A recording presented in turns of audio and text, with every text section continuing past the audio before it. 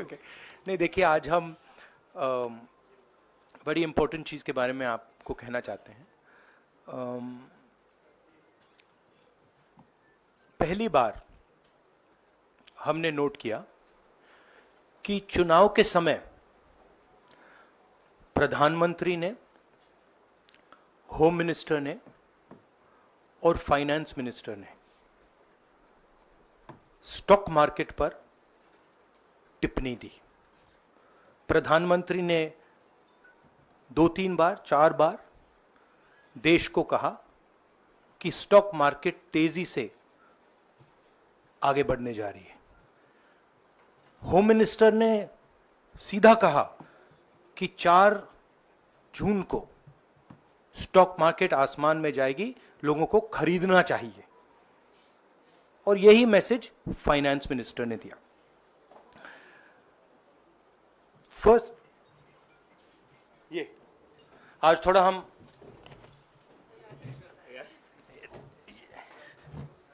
तो ये क्रोनोलॉजी है। अमित शाह कहते हैं बाय शेयर्स बिफोर 4 जून। 19 में नरेंद्र मोदी जी कहते हैं stock market will break records on June 4। फिर 28 मई को रिपीट करते हैं। 1 जून मीडिया झूठे एग्जिट पोल रिलीज करती है। बीजेपी का ऑफिशियल जो इंटरनल सर्वे था वो उनको 220 सीट दे रहा था। तो ये इंफॉर्मेशन बीजेपी के लीडर्स के पास था। इंटेलिजेंस एजेंसीज ने 200 और 220 के बीच में सरकार को बताया था कि उनकी सीट्स आ रही हैं। 3 जून को स्टॉक मार्केट सारे रिकॉर्ड तोड़ देता है और 4 जून को खटाक से स्टॉक मार्केट अंडरग्राउंड चला जाता है। अगला स्लाइड दिखाइए जरा। ये देखिए, 31 मई massive stock activity, more than double what was there on 30th, more than double what was there on 29, 28। ये अनोमली देखिए। ये कौन लोग हैं? ये वो लोग हैं जो जानते हैं कि कोई ना कोई घपला हो रहा है। हजारों करोड़ रुपए यहां पे इन्वेस्ट हुए हैं, फॉरेन इन्वेस्टर्स ने इन्वेस्ट किए हैं। और उसके बाद 30 लाख करोड़ रुपए का लॉस होता है। किसका लॉस होता है? रिटेल इन्वेस्टर्स का लॉस होता है। तो ये जो आप देख रहे हैं हिंदुस्तान की स्टॉक मार्केट की हिस्ट्री का सबसे बड़ा स्कैम है। और इसके बारे में हम कुछ सवाल पूछना चाहते हैं। पहला सवाल, why did PM and HM give specific investment advice to the 5 crore families investing in the stock market? Is it their job to give investment advice? Second, why both interviews were given to the same media house owned by the same business group which is also under SEBI investigation for manipulating stock market? Third, what is the connection between the BJP, the fake exit pollsters and the dubious foreign investors who invested 1 day before the exit polls were announced and made a huge profit at the cost of 5 crore families? We demand a JPC into this. We are absolutely convinced that this is a scam. Somebody has made thousands of crores of rupees at the cost of Indian retail investors. And the Prime Minister and the Home Minister have given an indication to buy. And this is a criminal act. So we demand today a joint parliamentary committee to investigate this. मैं हिंदी में बोल देता हूं. प्रधानमंत्री ने देश की जनता को इन्वेस्टमेंट एडवाइस क्यों दी और 5 करोड़ परिवारों को जो इन्वेस्ट करते हैं उनको प्रधानमंत्री ने, होम मिनिस्टर ने स्टॉक खरीदने का आदेश क्यों दिया. दूसरा, दोनों इंटरव्यूज जो किए गए थे वो अदानी जी के जो चैनल्स हैं उनको दिए गए थे. उन पर सेबी का इन्वेस्टिगेशन हो रहा है, तो उन चैनल्स का क्या रोल है. और बीजेपी के बीच में जो फेक एग्जिट पोलस्टर्स हैं और ये जो फॉरेन इन्वेस्टर्स हैं, इनके बीच में क्या कोई रिश्ता है, और अगर रिश्ता है तो क्या है. हम जेपीसी चाहते हैं, हम इन्वेस्टिगेशन चाहते हैं और देश इसकी सच्चाई जानना चाहता है. धन्यवाद. शुक्रिया राहुल जी. साथियों, अभी अभी राहुल जी ने आपको स्पष्ट तरीके से क्रोनोलॉजी समझ लिया है. बार बार गृह मंत्री कहते थे अब क्रोनोलॉजी समझिए. आज राहुल जी ने देश को क्रोनोलॉजी समझाया है. इसके ऊपर अगर आपके सवाल हैं तो एक एक करके आप पूछेगा, एक एक करके पूछेगा. I haven't said the chronology in English, so I'll say the chronology in English. 13th May 2024, the Home Minister says, buy shares before 4th of June. This is a clear indication to retail investors and others to buy stock.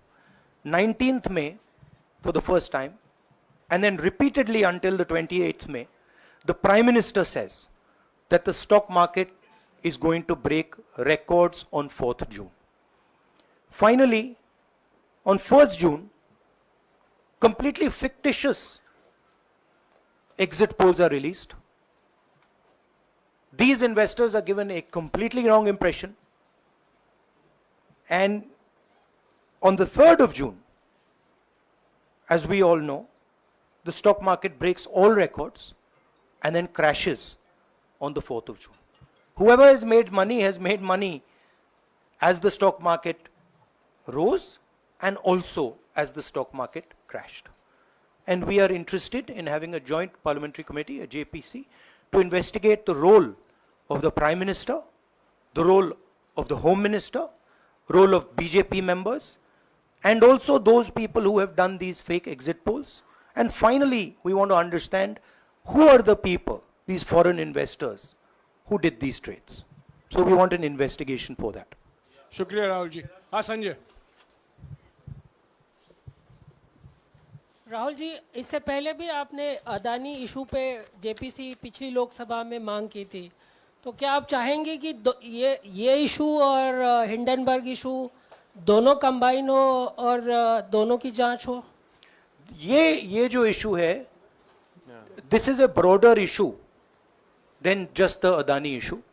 It is connected to the Adani issue, but this is a much broader issue. This is directly the Prime Minister of India, Home Minister, who are privy to data on actual election results, who have IB reports, who have their own data, who are advising retail investors to buy stock on the 4th. This has never happened before. And by the way, the Prime Minister has never commented on stock market before this.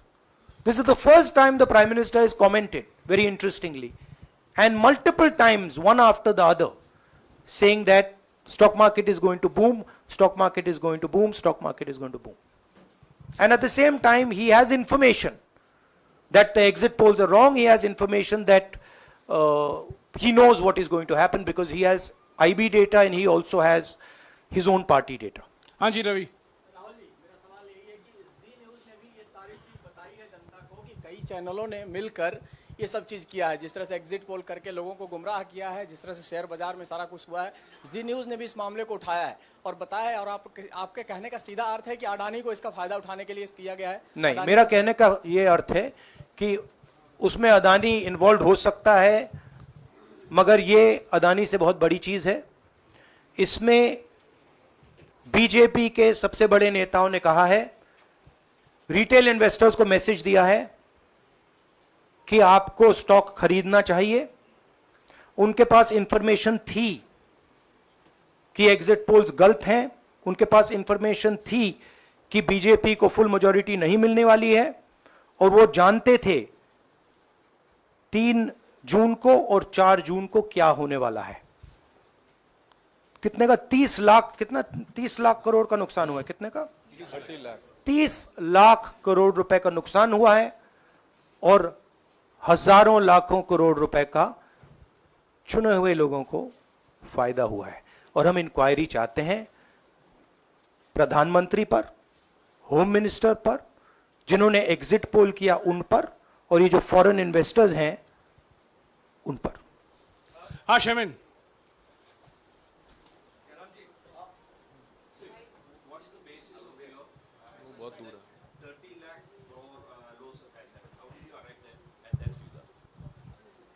Do you want to explain? This is based on the value, market value of all the companies the day before the results came, and the market value of the stock market of all the companies at the end of the day on results. हाँ संजीव, एक minute Sanjeev. Rahul ji, you've talked about, are you alleging the involvement of the Prime Minister and the Home Minister? Yes. And whose money is it? Yes, Are you that, saying that it is what I their am money? saying. I am saying that people very high up in the BJP have carried out this scam. I am saying they had partners who carried out these exit polls. We would like to know if these exit polls were actually carried out, if people were actually sent out. And we'd also like to know the methodology of these polls. We'd like to understand who these investors are. We have some sense of who these investors are. So we are not just speaking out of the air. We are confident that if an investigation is done, interesting things will be revealed. And we think the Prime Minister and Home Minister are directly involved in this. हाँ Siddharth, companies की भी आपको लगता है जांच होनी चाहिए जिनके शेयर बहुत अप गए, जिनके सबसे ज्यादा शेयर खरीदे गए और जिनके शेयर उसके बाद में बीच में बेचे भी गए, तो उन कंपनीज का भी को भी इस दायरे में आना चाहिए, आपको लगता है? हमारा कहना है कि यहाँ पे बड़ा क्लियर है कि स्कैम हुआ है। प्रधानमंत्री ने डायरेक्टली कहा है, होम मिनिस्टर ने डायरेक्टली कहा है, इंडिकेट किया है जनता को कि स्टॉक मार्केट ऊपर जाएगी। होम मिनिस्टर ने तो साफ कह दिया कि खरीदना चाहिए। और जब प्राइम मिनिस्टर और होम मिनिस्टर और फाइनेंस मिनिस्टर ऐसी बात करते हैं तो उसका रिएक्शन आता है, लोग उसको बिलीव करते हैं। तो बिल्कुल क्लियर है कि इन 3 लोगों ने कहा है। यह भी क्लियर है कि इनको मालूम था कि रिजल्ट 400 का नहीं है, 300 का भी नहीं है। तो यह हम पता लगाना चाहते हैं, उसमें आप जो कह रहे हो वो भी शामिल है। राहुल जी, ब्रह्म प्रकाश दुबे, इंडिया डेली लाइव से। मेरा सवाल यह है कि जो आपने बताया है इतना बड़ा स्कैम है, पहले भी आपने कई मामले उठाए हैं, जेपीसी की मांग पहले नहीं मांगी गई है, तो क्या आपने कहा ये आपराधिक मामला है, क्या कोर्ट में जाएंगे या पुलिस में शिकायत दर्ज करेंगे? क्योंकि आप कह रहे हैं बहुत बड़ा घोटाला है ये। नहीं भैया, मैंने अभी आपको बोला हम जेपीसी डिमांड कर रहे हैं, इन्वेस्टिगेशन डिमांड अगर नहीं मांगते तो पुलिस में, कोर्ट में जाएंगे? जो भी करना है करेंगे, बट हम आपको ये इंफॉर्मेशन दे रहे हैं कि ये जो हुआ है ये नॉर्मल चीज नहीं है। इसमें प्रधानमंत्री ने इंडिकेशन दिया है, होम मिनिस्टर ने इंडिकेशन दिया है, फाइनेंस मिनिस्टर ने इंडिकेशन दिया है, अदानी जी के चैनल्स के थ्रू इंटरव्यूज किए हैं, और फाइनली लोगों ने इन्वेस्ट किया है, लोगों ने फाइनेंशियल एक्शन लिया है, कंपनीज ने शेयर खरीदे हैं। इसी विषय पर, एक मिनट, इसी विषय पर, इस स्टॉक मार्केट घोटाले पर ही हम सवाल ले रहे हैं। मौसमी, इसी विषय पर कीजिएगा बस। एक मिनट, आ रहा हूं यार, एक मिनट। राहुल जी, एक करके आ रहा हूं यार। राहुल जी, हम लोग ने पहले भी देखा है कि आप लोग ने कई बारी जब सेशन होता है तो सत्ता पक्ष और विपक्ष आमने सामने होता है, जेपीसी की मांग होती है और सेशन पे सेशन वॉश आउट हो जाते हैं और जनता का पैसा वेस्ट होता है। तो क्या आपको ये तो लगता है- बीजेपी की लाइन है। तो क्या नहीं, मतलब जनता का पैसा के सेशन वाटर आप ऐसी टी शर्ट ले लो ना एक, मुझे मैं आपको टी-शर्ट दे लेने दूंगा, की जरूरत नहीं है। उनका राहुल- उनका वो सिंबल दे दूंगा आपको, ये राहुल उनकी जी, लाइन है। सवाल आपको पसंद नहीं आए वो अलग बात है, पर आपको किसी नहीं, के सवाल ऊपर मुझे इस तरह बहुत से- पसंद आ रहा है। इस तरह से उंगली उठाने की जरूरत नहीं है। आप चेक बहुत कर अच्छा लीजिए, लग रहा है, मुझे बोलिए। बीजेपी का बैच पहनने की आप जरूरत सवाल नहीं। पूछे ना, सवाल नहीं, आपको भी जयराम साहब ये बोलना नहीं, चाहिए, सवाल गलत पूछे। बात है। सवाल पूछे।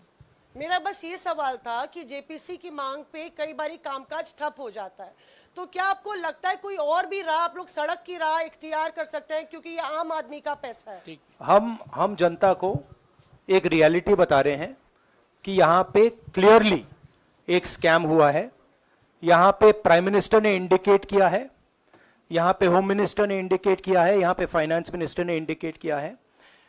नॉर्मली बीजेपी की ये पोजीशन होती है कि जब भी हम कोई मुद्दा उठाते हैं तो हम पार्लियामेंट का टाइम वेस्ट कर रहे हैं।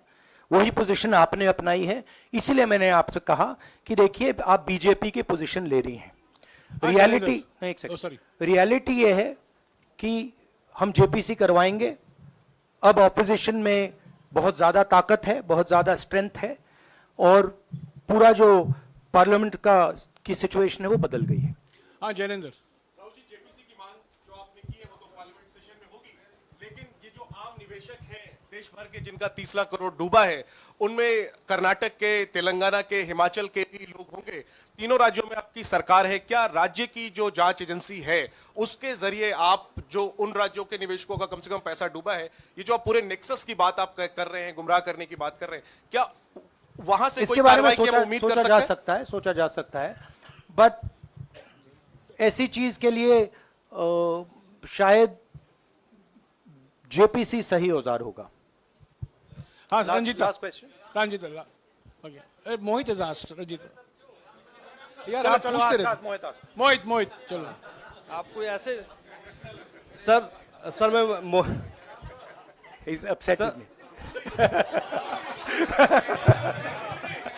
सर मैं मोहित आपने चमत्कार किया, पूछ लीजिए। सर मैं मोहित हूँ, न्यूज नेशन से। नहीं जानता हूँ।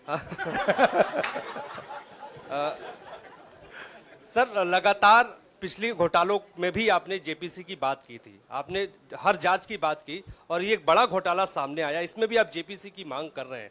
कितनी उम्मीद है कि लोग जेपीसी की ये लागू करेंगे?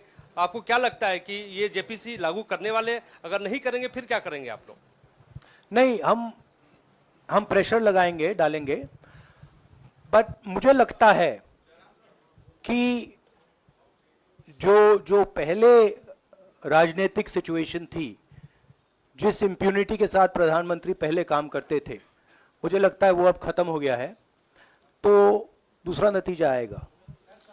राहुल जी ये आखिरी है क्या और दो लेंगे? ये आखिरी है, आखिरी। नहीं आखिरी हो गया, इन्होंने कह दिया आखिरी।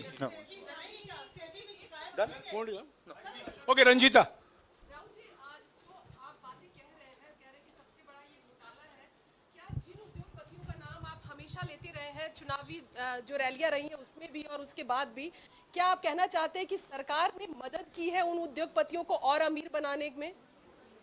नहीं, मैं कह रहा हूं, मैं सिर्फ सरकार की बात नहीं कर रहा हूं, मैं दो इंडिविजुअल्स की बात कर रहा हूं।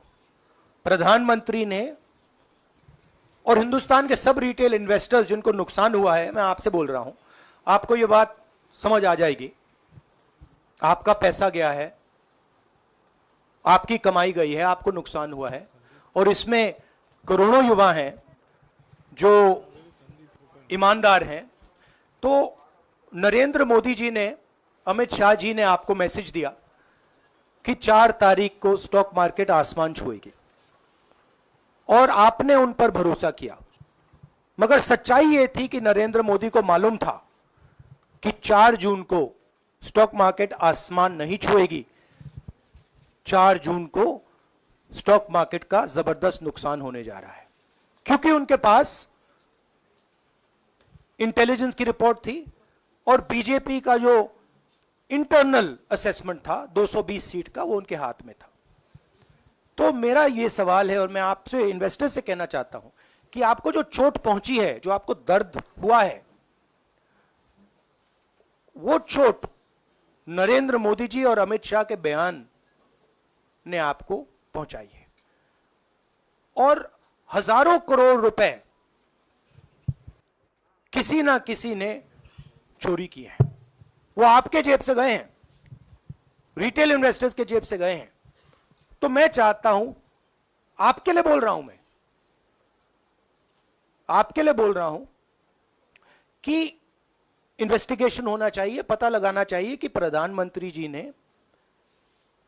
होम मिनिस्टर ने आपको यह गलत इंफॉर्मेशन क्यों दी, और ये कौन लोग हैं, इन्वेस्टर्स जो हैं, फॉरेन इन्वेस्टर्स हैं, जिन्होंने इस दिन फायदा उठाया। ये देखिए ग्राफ है, ये रेड चार्ट जो है, इसको देख लीजिए।